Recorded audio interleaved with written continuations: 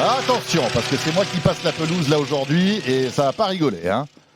Alors là, ça devait être plutôt effectivement un motoculteur qu'une tondeuse, d'après le Paul, bruit. vous savez, c'est Paul qui s'occupe de tout ça. C'est lui qui achète tous les appareils et moi, je gère ça de loin. Donc il a acheté. C'est Paul, c'était un motoculteur que tu as acheté, hein. C'est ça? Non, c'était pas ça. D'accord. Il sait pas trop ce qu'il a acheté. En tout cas, Ça ressemble à ça. c'est ça. Mhm. Donc, la pelouse. Bah oui, on entre dans une période extrêmement favorable pour créer ou pour refaire une pelouse. Là, cette année, avec les chaleurs qu'il y a eu, il est probable que vous ayez des dégâts assez importants dans votre gazon. Alors, première chose, d'abord, vous allez faire preuve encore d'un peu de patience. Tant que nous sommes dans une période qui continue à être sèche, on ne peut pas comprendre si la pelouse doit être refaite ou pas. Attendez déjà qu'il y ait quelques pluies, voyez le reverdissement naturel du gazon, et à ce moment-là, les parties qui sont restées jaunes, vous allez pouvoir les refaire.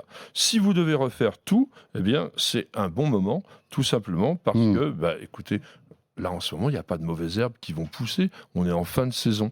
Donc, vous allez pouvoir préparer votre sol, semer et obtenir une belle pelouse. Comment on prépare le sol? Tiens, Patrick. Alors, on a tendance classiquement à dire il faut retourner le sol. On a entendu le bruit du motoculteur tout à l'heure. C'est pas forcément nécessaire.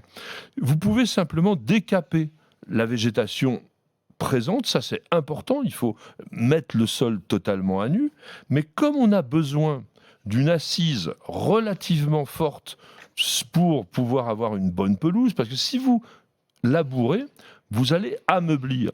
Et quand vous allez ameublir, eh bien vous allez manquer d'assises. Alors on va passer le rouleau, etc. Mais très souvent, ça ne donne pas la solidité, je dirais, au sol. Donc là, décaper et griffer, retirer les cailloux et retirer surtout tout ce qui est considéré comme des herbes indésirables. Alors, toute la végétation à feuillage large, qui n'est pas de la graminée, ça, il faut retirer tout ça.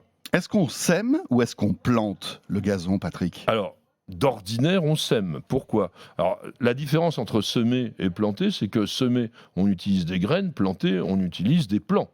Alors, il n'existe pas de plants de pelouse. Il existe des rouleaux, c'est ça. Il existe des plaques que l'on va étendre sur le sol. Alors, beaucoup pensent que ces moquettes vivantes, si vous voulez, ça ne nécessite pas de préparation spéciale. Ce n'est pas vrai. Il faut absolument préparer le sol aussi soigneusement que si vous faisiez un semis avec du gazon de plaquage. Sur le semis, eh bien, l'avantage, c'est déjà le prix. C'est beaucoup, beaucoup moins cher. Donc, si vous avez une surface importante, bien entendu, vous allez acheter des graines. On compte en moyenne 3 kilos de graines pour 100 mètres carrés. C'est-à-dire 30 grammes de graines au mètre carré. Ça veut dire environ une grosse poignée ou jusqu'à 2 poignées.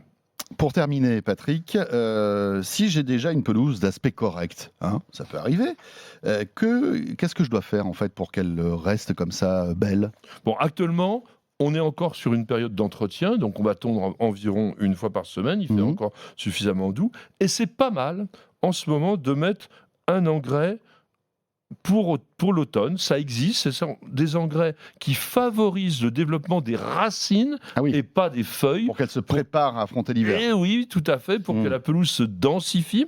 Et vous pouvez aussi mettre un produit anti-mousse. Alors, c'est mieux d'utiliser plutôt du calcaire que du sulfate de fer, parce que le sulfate de fer, ça acidifie le sol. Et puis, n'oubliez pas, quand on veut une très, très, très belle pelouse, il faut la rouler de manière à ce qu'elle s'étale, ou alors on utilise une tondeuse robot, ça on en reparlera, parce que si on veut vraiment, vraiment une belle pelouse, souvent c'est la bonne solution.